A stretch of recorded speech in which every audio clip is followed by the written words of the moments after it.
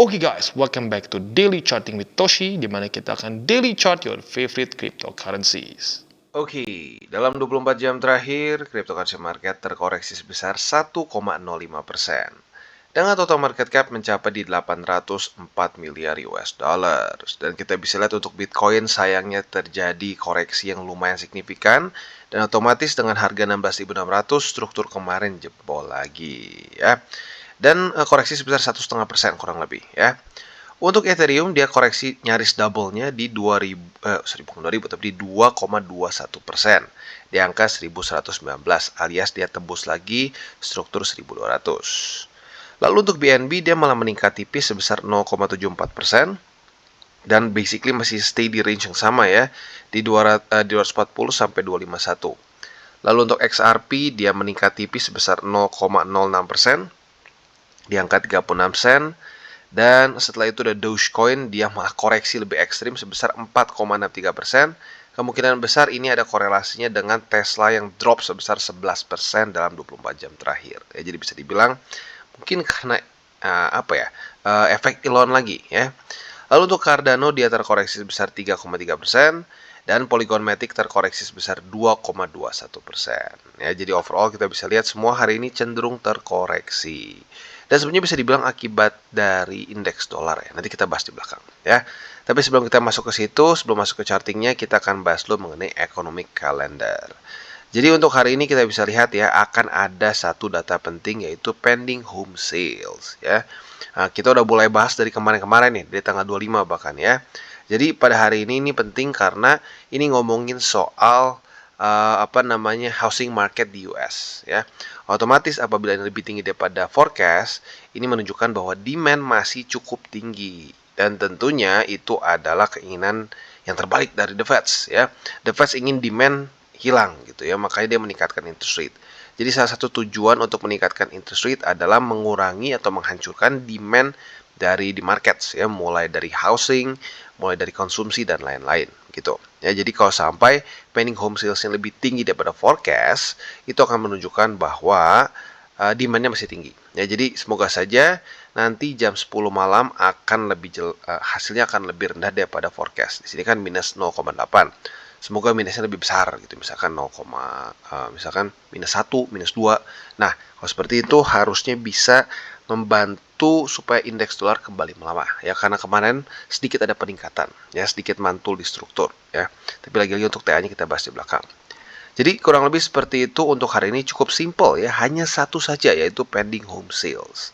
Untuk besok, nah ini sedikit lebih penuh ya. Untuk besok itu akan keluar data initial jobless claim. Nah, jadi 2 hari ini penting nih. Hari ini ngomongin soal demand, dan untuk besok kita ngomongin soal pengangguran. Nah, harapan gua adalah penganggurannya bisa naik daripada forecast ya. Kemarin cukup bikin kaget. Gua pikir harus sudah mulai meningkat ya pengangguran, tetapi data initial jobless claim kemarin itu lebih rendah daripada forecast. Nah, jadi semoga saja besok tanggal 29 ya. Ini untuk besok nih, bukan untuk hari ini. Tapi untuk besok itu initial jobless claim bisa lebih tinggi daripada forecast. Ya, karena sekali lagi kebijakan dari The Fed adalah pengangguran yang tinggi dan inflasi rendah, dia akan QE. Nah, saat dia QE akan terjadi likuiditas tinggi yang menyebabkan kripto aset tentunya akan meningkat ya. Dan setelah itu seperti biasa juga, ini cukup sering ya, crude oil inventories bersama dengan initial jobless claim. Kurang lebih juga sama harapan kita ya, lebih tinggi daripada forecast. Jadi kurang lebih seperti itu, quite simple ya. Tinggal kita tunggu hari ini dan besok apakah hari ini dan besok akan terjadi volatilitas atau tidak ya. Sekali lagi harapannya adalah untuk pending home sales dia lebih rendah ya, lebih rendah daripada forecast. Dan untuk yang besok ya, dia juga sama-sama ya. Kalau initial jobless claim kebalik, dia lebih tinggi daripada forecast ya. Jadi kurang lebih seperti itu overallnya untuk economic calendar, dan sekarang kita akan masuk ke chartingnya. Nah, jadi kita bisa lihat kemarin strukturnya sayangnya jebol ya. Walaupun kita kelihatannya sekilas seperti ke reject, tapi pada faktanya kemarin itu sebenarnya reclaim, tapi tipis ya. Nah, sayangnya kemarin ya pada tanggal 27 dia nggak bisa mempertahankan struktur dan juga malah jebol dari MA50. Akhirnya sekarang mulai drop dengan signifikan ya. PR-nya simple sebenarnya untuk Bitcoin. Ya, PR-nya adalah jangan sampai daily close di bawah dari 100, tapi 16.433 ya. Kalau dia daily close di bawah dari sini, artinya struktur higher low di sini jadi ya jebol gitu ya. Kalau itu terjadi otomatis not good ya. Nah, jadi itu PR-nya dan selanjutnya kita akan geser ke indeks dolar ya. Untuk indeks dolar kita bisa lihat kemarin terjadi sedikit penguatan dan dia mantul di 104,13. Ya, jadi ini kembali menjadi support sayangnya ya. Sayang banget. Padahal gue pikir awalnya dia bakal lanjut lagi ke bawah. Tapi mungkin dia butuh satu data ekonomik yang jelek ya untuk indeks dolar supaya dia bisa kembali turun ya. Atau mungkin juga bisa di reject oleh MA20 ya. Jadi antara dua itulah ya. Semoga saja hari ini datanya bisa mendukung.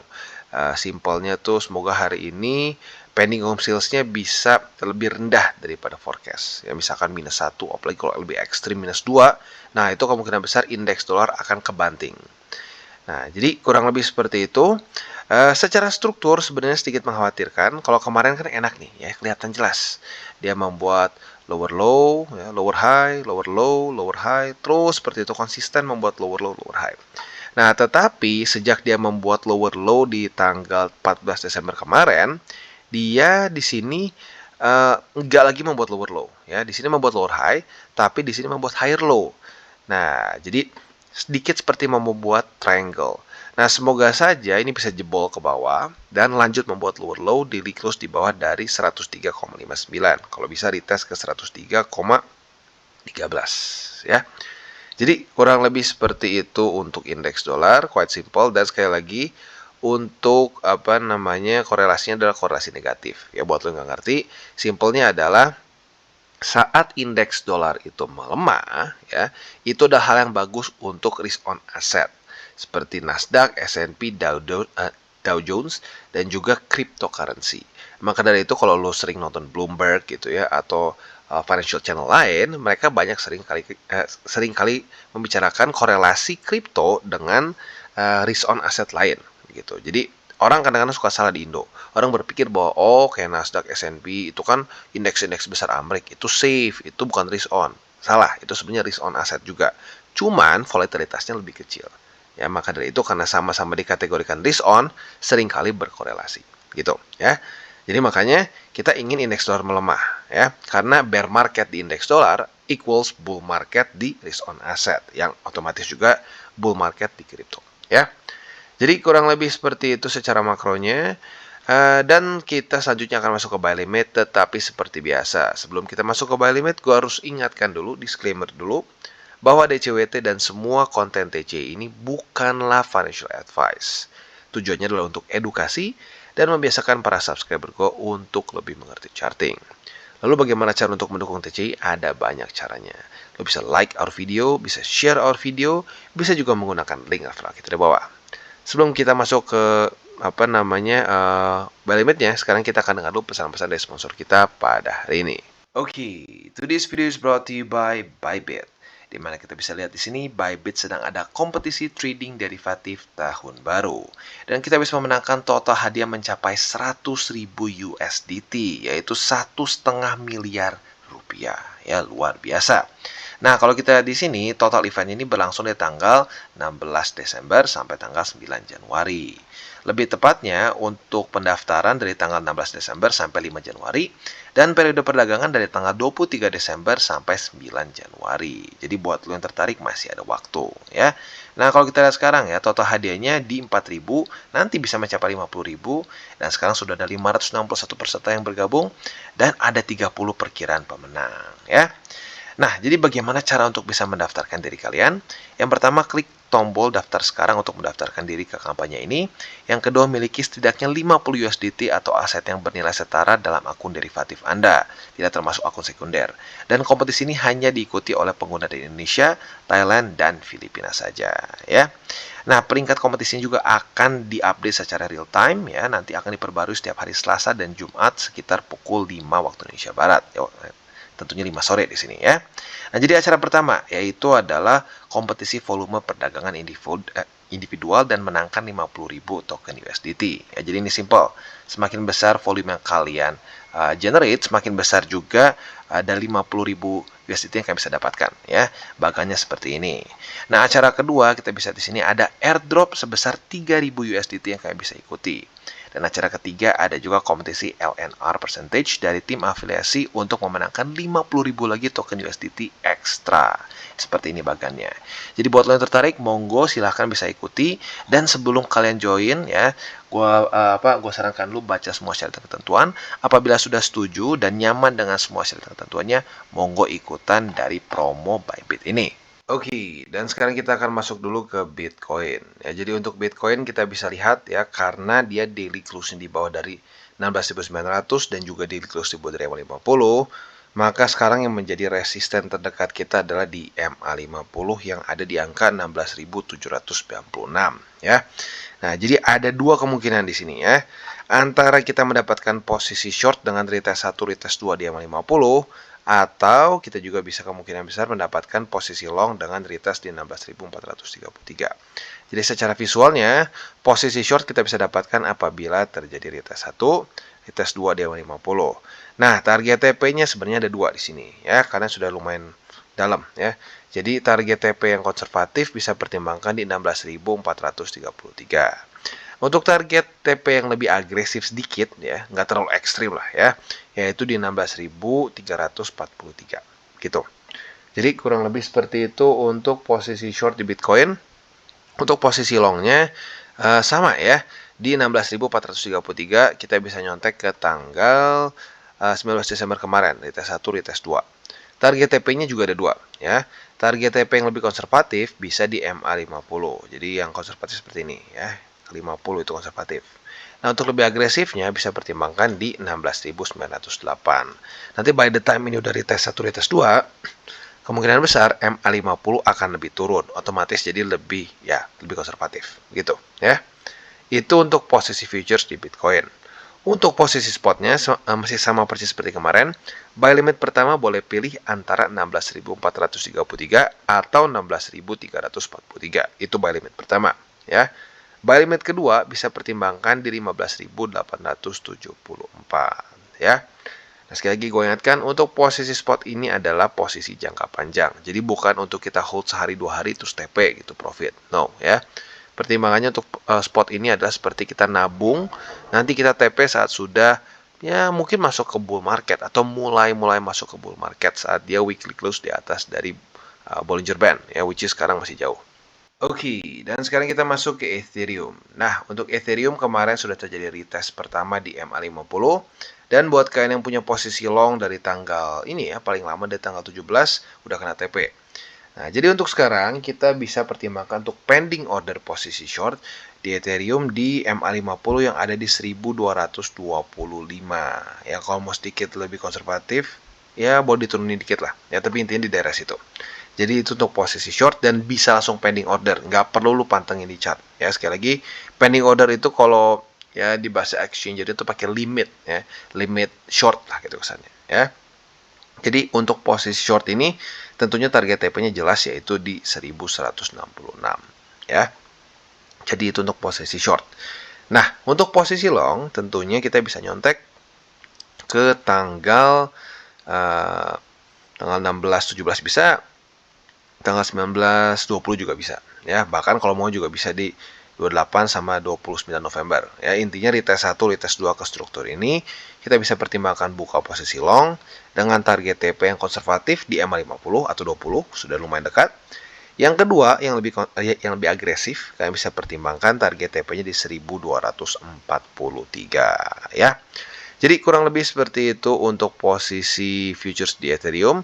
Untuk posisi spotnya masih sama, buy limit pertama di 1166 dan buy limit kedua yang lebih agresif di 1105.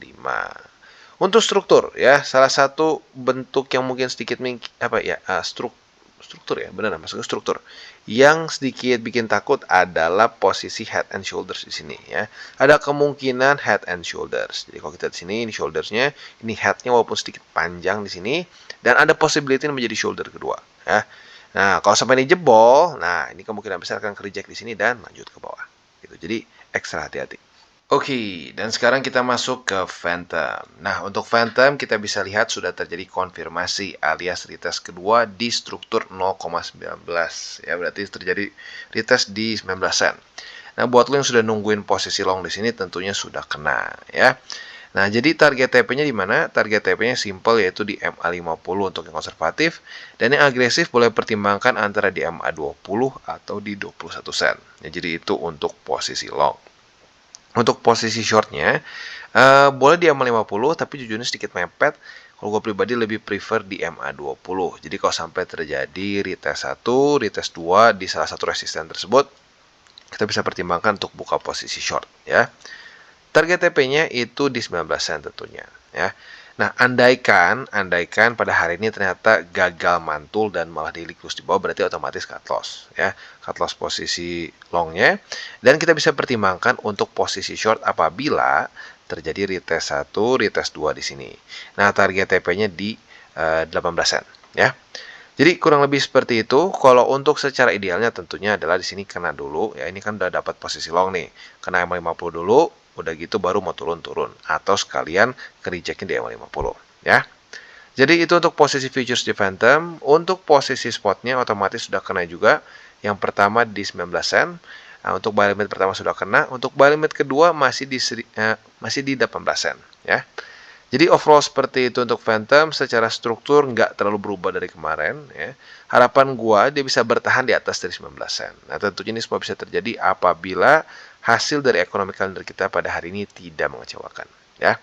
Jadi kurang lebih seperti itu, dan sekali lagi gue ingatkan untuk data ekonomi kalender akan keluar pada pukul 10 malam, ya. Jadi mungkin by the time kalau itu masih belum kena target TP, ya boleh TP duluan aja, ya.